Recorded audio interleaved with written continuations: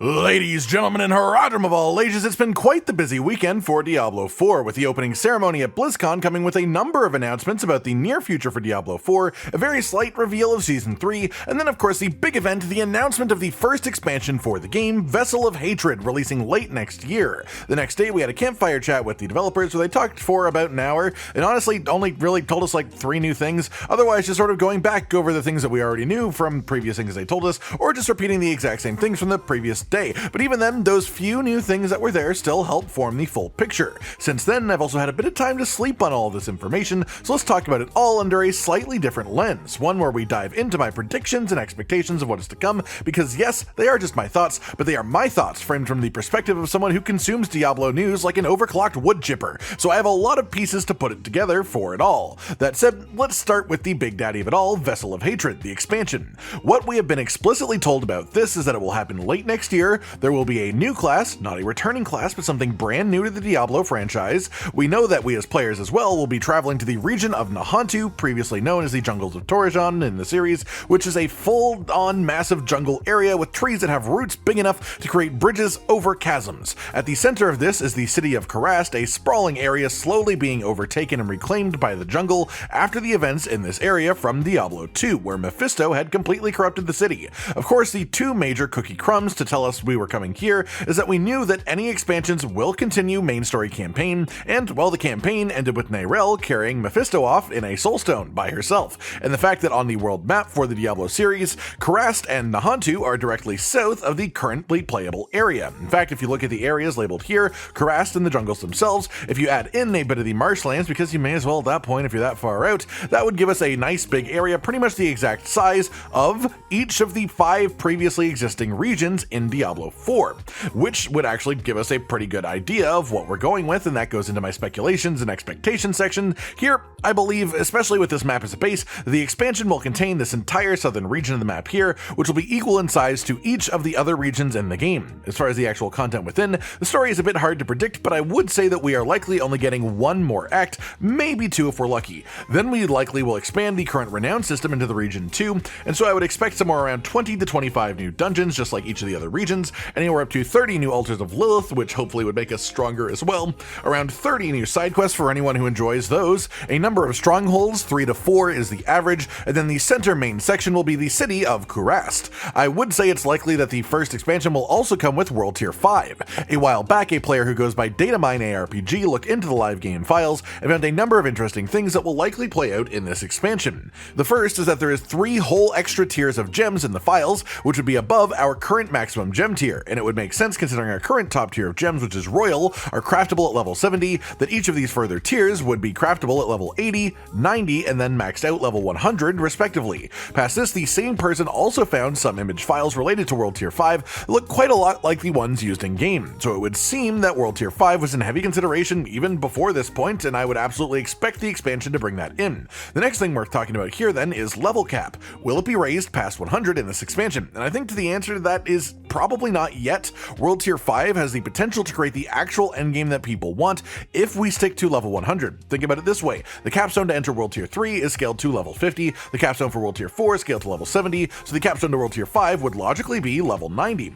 This way they could create an environment that properly benefited the people in the last 10 levels and those at max. Of course, Eternal Realm players might be a bit upset if they don't get to go to higher than the old max level, so the one conceit I could see here is if they raised it to something like max level 120, but then also add a World Tier 6 on top of 5 and have the capstone be 110, so same difference really, but just 1 more world tier close to level cap is a near requirement in my mind to make this work, regardless of whether or not the cap actually moves. One thing that I do want to point out is that they did make a point in both presentations of showing off this massive temple, and a bunch of other ones as well, and this giant ziggurat too, which sure could just be dungeon locations or story locations, but I could definitely see a world where these giant buildings are tied to a whole new endgame mechanic and system that they have planned to really expand it all up, and that they're actually very meaningful, but that's just sort of speculation because the places look important and because the devs pointed them out. No other basis for that, really. Past that though, we have the new class. What we know is that it's going to be brand new to the series, and in theory you would think that it would have some sort of thematic relevance to the region we're going to and the continuation of the story within as we head into this jungly overtaken area. So there are a couple of different ways I could see this going. One is based on a holy damage type of route. Of course we can't have a paladin or a crusader, but what about something like a cleric, something that is more of a mage side of holy magic? magic, give it some fancy differences to make it unique from sorcerer that keep it in line with the idea of holy magic, and you could easily just have a very fun class. And the reason that this would fit is because of Travancore, basically just this massive religious headquarters that existed in the region for a hell of a long time, so some sort of holy magic wielder could easily have roots in the area. That said, you could also go with the other side of it and dig into the jungle type of theme of the greater region as a whole. Yes, I know people are wishing that it would be Witch Doctor, but they confirmed nothing returning, so we know it's not that. We have to expand our concepts a little bit more. It can't just be a one with nature type of deal too specifically, as that's just what a druid already is, unless it is less nature than it is the elements themselves. So what about a shaman type of class? Yes, there would be some overlap with the other classes, but I think it could be made very distinctly its own through the use of something like an elemental totem type system. Give it either a secondary resource, which is totem generation, totem count, that you can spend or build up through certain abilities to either place things on the ground for long-term effects, buffs or damage, or different abilities for a big pop of damage perhaps. I could see that being a really unique playstyle that could essentially just be a sort of thematic midway between sorcerer and the druid, but with the concept of rogue traps as a really big function in the class. And just for the sake of it, here's some concept art of a fetish shaman, which is just an enemy type that was found in, well, you guessed it, Act 3 of Diablo 2, specifically in the jungle regions outside of Karast. Of course, this isn't quite the type of shaman I was talking about for us, gameplay-wise, but I could see them diving into this type of aesthetic for the class concept, which is why I brought it up. In any case, those are all of my own theories and predictions on the expansion itself, so let's move on to our next section, which is Season 3, coming up at the end of January 2024, so not too far away at all, which that sort of is weird to say. What we've been shown about this so far is simply that the leaderboards will be added to the game. They will be tied to a fixed seed, non-linear dungeon rotating once per week called the Gauntlet. You can do it as many times as you want, and the highest ranked players each week get a spot in the Hall of Ancients, which is where you view the leaderboard specifically, but that isn't the season itself, because that will also come to the Eternal Realm. The only info we have on the season specifically is this picture of the roadmap, which has a marker on the side that we have said here called Season of the Orange Text, because that's what they keep calling it, but if you know Diablo, you may well recognize that kind of orange text as looking an awful lot like runes from previous Diablo games, most notably the skill runes from Diablo 3. But runes were around before that too, so there's other things to it. I would say though that it looks the most like the runes from Diablo 3, so that actually makes me think that that might be where we're going with this for a fun shakeup for Season 3, where the seasonal mechanic is something akin to the actual skill runes from this game. Ways that will change up your major skills for each individual class and create new playstyles as a result, and maybe even new builds. After all, Season 2 was all about generic, non-class specific skills, so what if we do the exact opposite for the next season? That said, that is just speculation. After all, they could just be using the runic text as a sort of placeholder.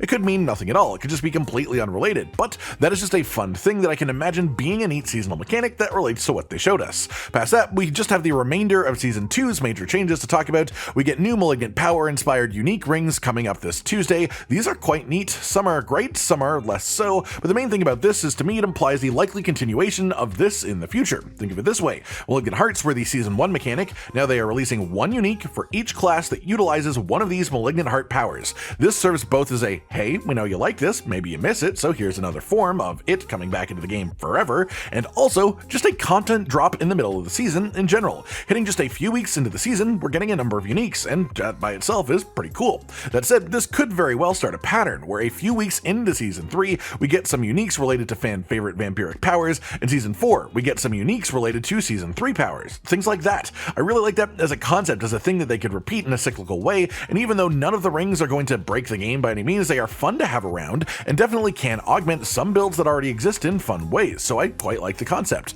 Then the rest of it, there isn't really much speculation for, so let's just round it up quick. On December 5th, they are releasing another major patch. This one comes with an enchanting preview window at the Occultist, so you can actually see what your options are to roll on different equipment and the ranges of these rolls too. Then a new season-specific endgame mechanic going to be called the Abattoir of Zir, open until the end of Season 2. In their own flowchart, they describe this activity as a dungeon, and they said it is intended to be done by players who have already done everything else. Level 100, defeated Uberluth, done some Duriel, and in an actually strong build too. This works sort of like a specific nightmare dungeon. Craft a tier 1 sigil, do the tier 1 dungeon. If you succeed, you get the recipe to craft a tier 2 sigil, and in theory, each tier will have increased Paragon Glyph XP rewards at the end, and should be much more efficient than doing nightmare dungeons if you are strong enough to actually complete them. On top of that, the first time that you complete any one of these, you get the brand new seasonal Paragon Glyph. Default radius of 4, which is massive, radius increase at level 50, which implies that this one has an insane actual cap, and then it is plus 2% multiplicative damage per 5 core stats in the radius, as well as a 50% increase in potency to rare nodes in the radius that increases with levels as well. This is like a top tier glyph that almost everyone in the game will want to just have and slot into their current builds already, so this definitely is an activity worth doing if you actually care to get even more powerful for the rest of the season. The developers also said that they are looking for feedback on this to work out future additional endgame mechanics as well, so do not hold back on telling them how you feel about it once you try it, whether you feel good or bad. Then finally, there's just a quaint little winter event happening, the Midwinter Blight. There will be a little totem station in Kyovashad, some blight fiends will be dancing around and making merry in the fractured peaks, and if you kill enough of them, then a big bad will spawn in, the red cloaked boss, who drops things that you can use to gain event levels and unlock some cosmetic weapons, as well as back trophies if you wish as well. All in all, this weekend was pretty solid for Diablo, though, really. I really like all of the additions that are coming over the next few weeks. I think that is far more content than I expected mid-season. If the rings and the abattoir are actually fun, then it could bode very well for the future too if they do more stuff like this, even in the middle of seasons. Season 3 we didn't get enough info on to really rate, but it seems like a good foundation at least. And then the expansion.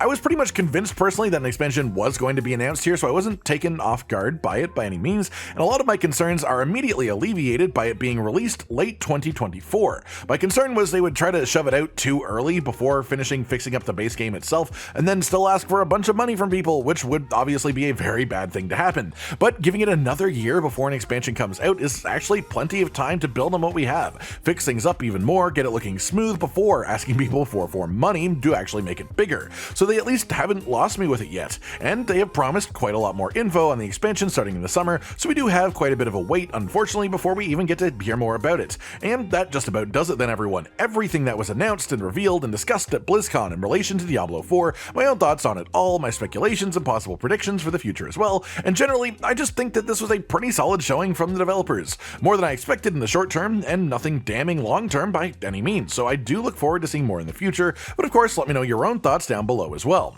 Like if you liked the video, subscribe with the notification bell for more, and most importantly, ladies and gentlemen, until next time, stay sweet.